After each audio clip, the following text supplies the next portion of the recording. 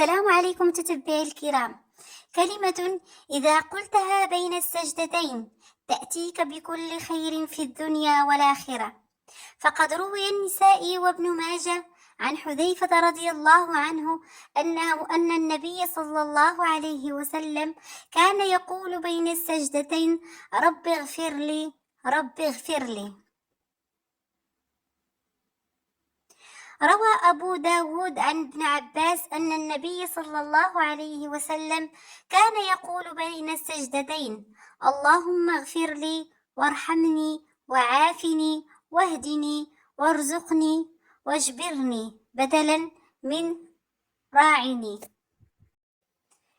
فيشرع الدعاء بين السجدتين بأحد هذين الدعائين أو بهما معا، ولا بأس بالتكرار أو الزيادة على ما في هذين الحديثين، وبالدعاء بما شاء ما لم يكن إثما أو قطيعة رحم. أتمنى أن يعجبكم محتوى القناة، وأن يعجبكم الفيديو، وأن تشتركوا في القناة وتفعلوا زر الجرس ليصلكم كل جديد. والسلام عليكم ورحمة الله تعالى وبركاته.